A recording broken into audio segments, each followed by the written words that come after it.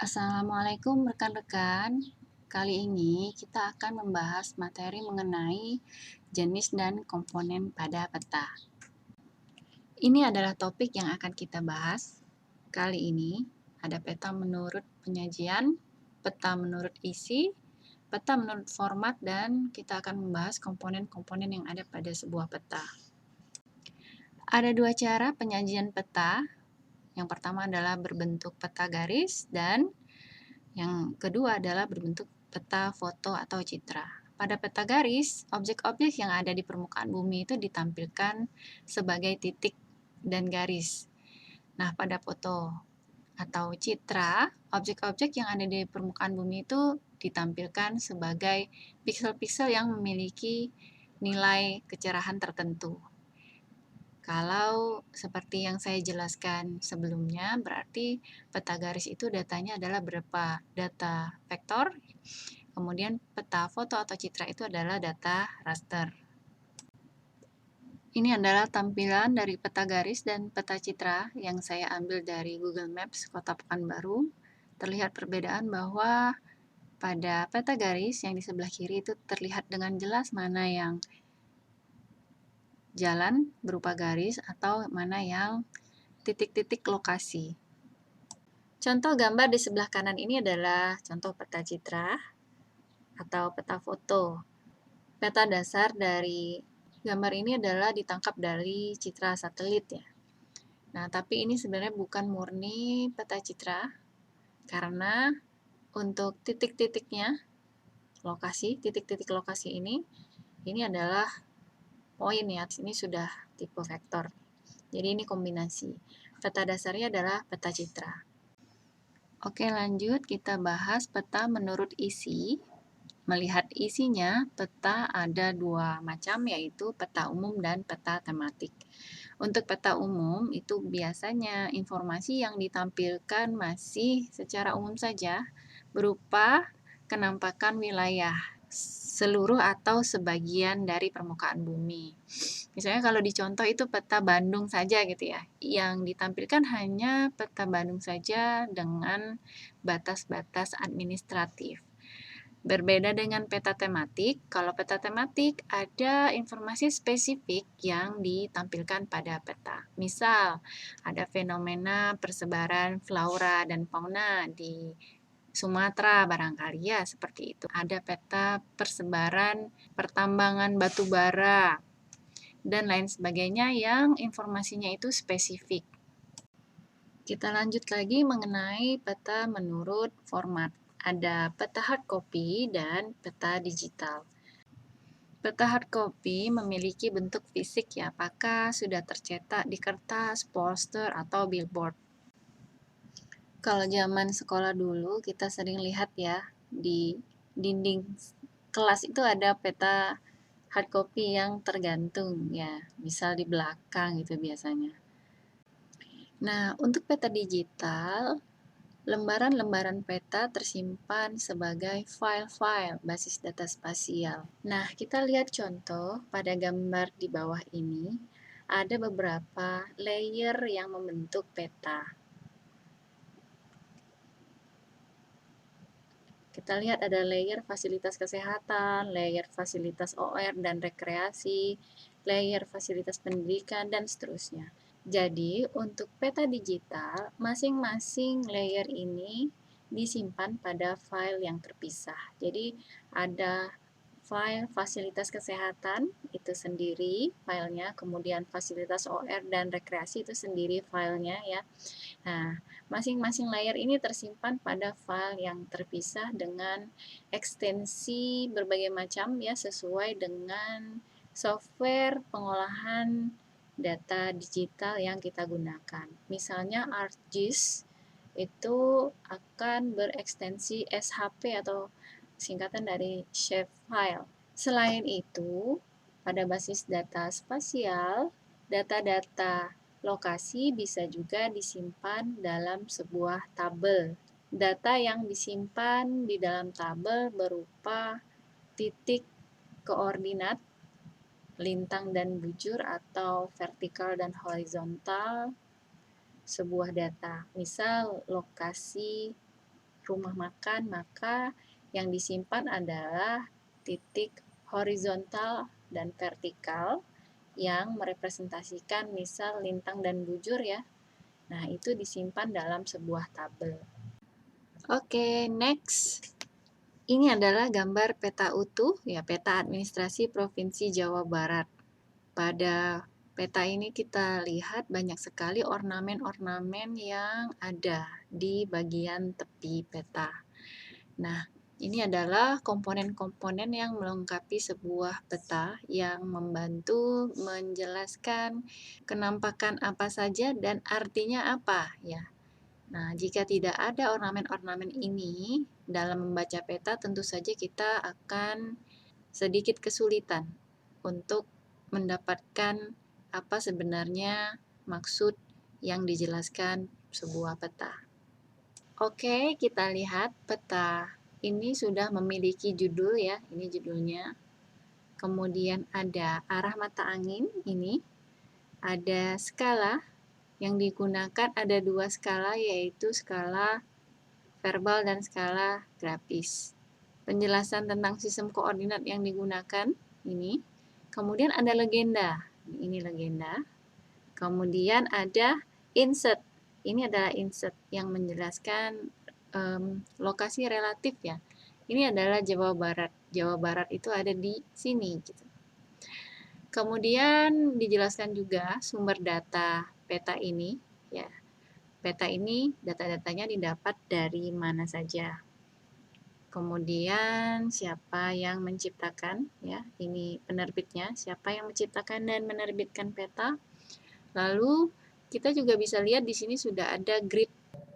Kita akan bahas satu-satu mengenai komponen peta.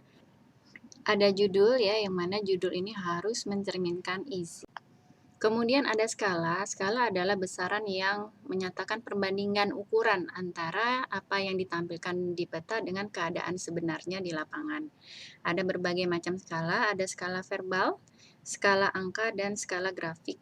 Kalau skala verbal berarti menggunakan bahasa atau kalimat ya, misalnya seperti ini nih, 1 inci equals 1 mil gitu. 1 inci pada peta itu artinya adalah 1 mil pada keadaan sebenarnya. Nah, kalau ini adalah skala angka, jadi dia menggunakan angka ya perbandingannya. 1 satuan pada peta itu berbanding dengan 63.500 satuan pada keadaan sebenarnya atau keadaan aktual. Nah, kalau ini adalah skala grafik ya, jadi ada grafik batang itu yang menyatakan ukuran. Jadi ketika kita melihat di peta bahwa ada jarak sekitar sebesar ini ya, 0 sampai 5 itu artinya 5 mil. Jika jarak pada peta diperkirakan sebesar 10 ya, dari 0 sampai 10 itu artinya adalah 10 mil. Komponen lain ada legenda dan insert. Legenda adalah keterangan yang menyatakan penggunaan simbol dan warna. Ini adalah contoh legenda untuk peta administrasi Provinsi Jawa Barat. Dengan melihat legenda, kita jadi tahu apa artinya garis putus-putus hitam putih seperti ini ya. Jadi kalau kita lihat di legenda, garis putus-putus hitam putih seperti ini adalah jalan kereta api ya. Begitu juga untuk yang lain, apa sih artinya daerah yang berwarna ungu, pink, dan sebagainya itu dapat kita lihat pada legenda. Contoh lain adalah seperti ini. Ini kita tidak tahu apa, fenomena apa. Apakah ini danau, apakah ini waduk, atau apa gitu ya. Kita dapat melihatnya di legenda. Warna yang seperti ini artinya apa? Kalau kita lihat di legenda itu artinya adalah dam ya, atau waduk. Oke, kita lanjut membahas tentang komponen inset. Komponen selanjutnya adalah insert. Insert itu adalah posisi relatif daerah yang dipetakan terhadap daerah yang lebih besar. Nah, ini ada 2 contoh. Contoh pada gambar sebelah kiri adalah Pulau Kalimantan ya. Ini adalah insert yang menjelaskan posisi Kalimantan pada peta Indonesia secara keseluruhan. Begitu juga dengan contoh yang ada di sebelah kanan, ini adalah peta Provinsi Jawa Tengah ya. terdapat insert di bawah peta yang menjelaskan ini ya, menjelaskan bahwa Jawa Tengah itu berada di tengah-tengah sini ya, pada peta Pulau Jawa secara keseluruhan. Oke, kita lanjut. Ini adalah potongan peta dengan sistem koordinat UTM. Koordinat UTM ini sudah pernah saya sampaikan pada pertemuan sebelumnya ya. Nah, ini cuplikannya. Indonesia berada pada zona 46 sampai 54. Oleh Bako Surtana, peta Indonesia ini dibagi-bagi lagi dengan indexing ya, sistem penomoran atau sistem tata letak yang diberi kode-kode berupa angka secara horizontal maupun vertikal. Jadi sebenarnya kotak-kotak atau grid peta yang ada pada peta keseluruhan ini seperti mozaik gitu ya. Nah, misal untuk area Pekanbaru ini berada pada grid ini ya, 08 dan 16. 08, 16 ya. Jadi seluruh kotak-kotak grid ini diatur penomorannya atau tata letaknya oleh sebuah sistem indeks peta. Indexing peta ini dibutuhkan untuk pengarsipan ya. Jadi ketika ada permintaan sebuah peta, maka kita tinggal menyebutkan saja nomor peta yang kita inginkan. Jadi indexing ini atau indeks peta ini adalah teknis atau tata cara penomoran atau sistem tata letak peta. Nah, ini untuk lebih detailnya. Jadi tadi ini satu kotak ini ya dengan kalau Pekanbaru dengan kode 0816 itu bisa dipecah lagi ya atau bisa didetailkan lagi menjadi bagian-bagian yang lebih kecil tentu saja dengan skala yang lebih kecil ya. Nah, ini adalah contoh dari grid 0913 ya. Kita lihat dulu ya. 0913 itu berarti ini 13. Ini ya. Ini ya, ini 0913. Grid ini atau kotak ini bisa di zoom in ya menjadi lebih detail. Nah, grid tadi bisa dibagi lagi menjadi grid-grid yang lebih kecil, pastinya dengan skala yang lebih kecil pula ya. Jadi kalau satu grid ini adalah 0913 itu skala 1:250.000. Nah, ketika kita bagi lagi grid ini menjadi grid yang lebih kecil, misalnya adalah grid ini, yang nomor 5 yang diarsir, nah itu menjadi 1:100.000. Dan penomorannya akan tambah 1 digit ke belakang ya. Ya, ini nomor 1, 2, 3, 1, 2, 3, 4, 5, 6.